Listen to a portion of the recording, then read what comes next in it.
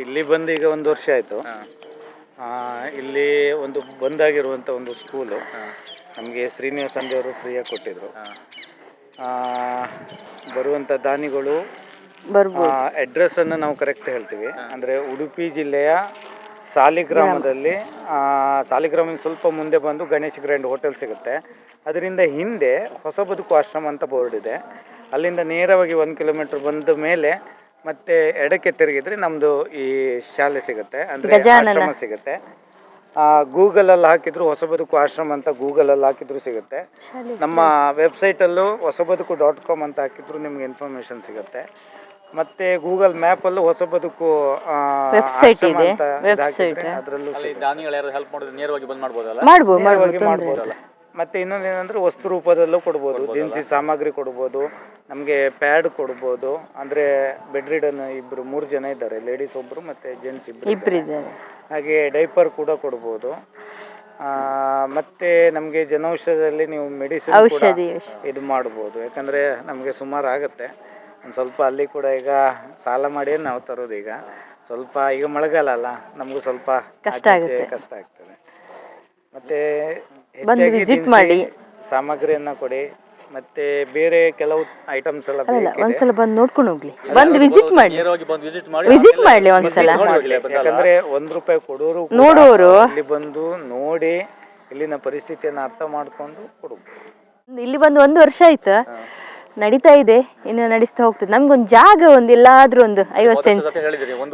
ಹೌದು, 1 ವರ್ಷ ಆಯ್ತಾ, ಏನು ವ್ಯವಸ್ಥೆ ಆಗಿಲ್ಲ. ಅಲ್ಲ, ಇಂಪ್ರೂವ್ಮೆಂಟ್ ಇದೆ, ನಾವು ಇಲ್ಲ ಅಂತ ಹೇಳಲ್ಲ. ಸೋಲಾರ್ ಆಗಿದೆ, ತುಂಬಾ ಇಂಪ್ರೂವ್ಮೆಂಟ್ ಇದೆ.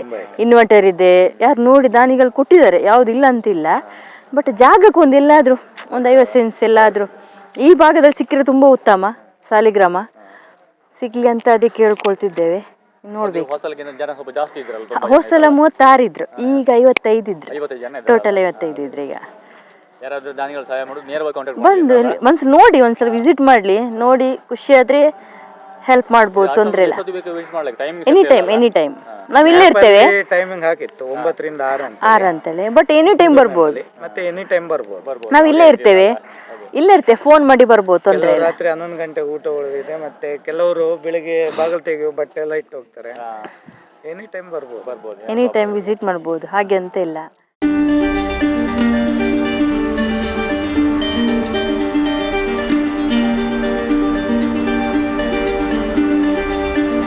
ಇವ್ರು ತೊಂದ್ರೆ ಇಲ್ಲ, ತೊಂದ್ರೆ ಇಲ್ಲ, ಹಾಗೇನು ಓಡಿ ಹೋಗೋರಲ್ಲ.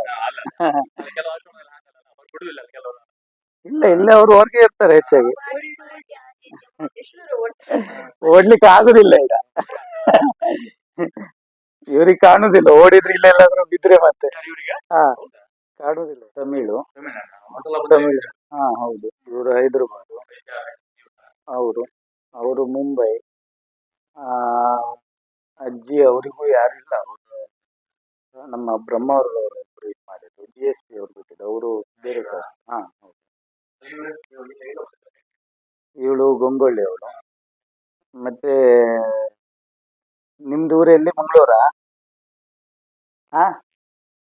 ಎಲ್ಲಿ ಪದ್ಮನಾಭ. ಮಂಡ್ಯ. ಒಂದು ಸ್ವಲ್ಪ ಏರ್ಪೇರ್ ಆಗುತ್ತೆ. ಏರ್ ಬೀಜ ಮಾಡ್ಬೇಡಿ ಅಂದ್ರೆ ಟೈಮ್ ಪಾಸ್ ಆಗ್ಬೇಕಂತೇಳಿ.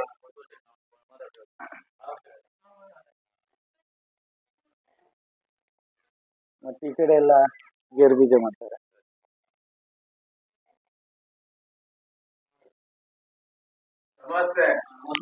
ಇವರು ವಾಸಮಲ್ಪೆ. ಅವರಿಗೆ ಸ್ಟ್ರೋಕ್ ಆಗಿ ಸ್ವಲ್ಪ ಬ್ಯಾಡ್ ಇದೆ. ಅದ ಹಾಗೆ ಮಾತಾಡ್ತಾರೆ. ವಾಸಣ್ಣ ತುಳು ಬರ್ಕೊಂಡತಾ? ಮಾಡಿ, ತೊಂದ್ರೆ ಇಲ್ಲ.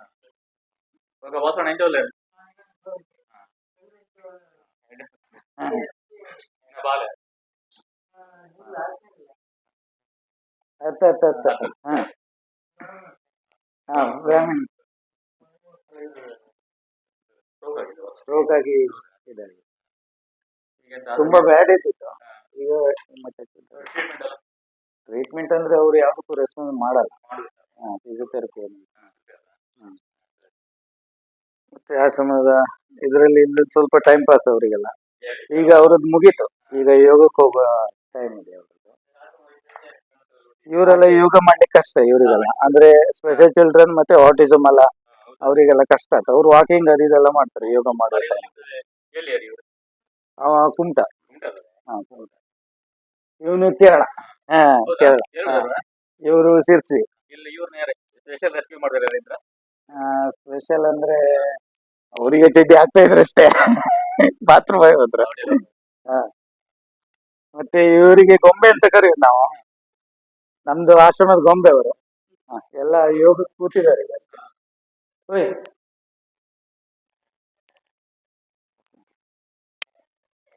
Chair chair ಪಸಲ್ಲ full.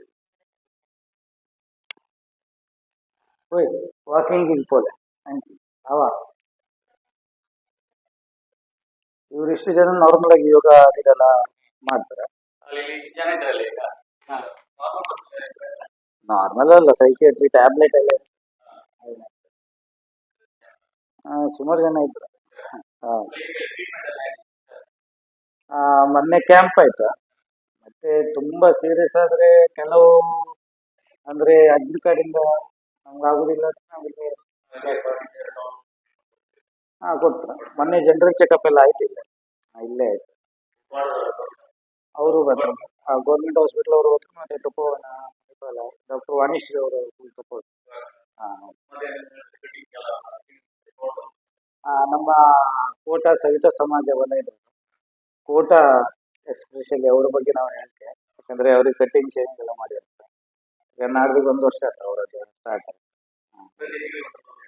ತಿಂಗಳಿಗೆ ಒಂದ್ಸರಿ. ಅವನು ಬೆಂಗಾಲ್, ಇವರು UP ಇರಬೇಕು. ಅವರು ಪುಣೆ, ಅವರು ಪುಣೆ.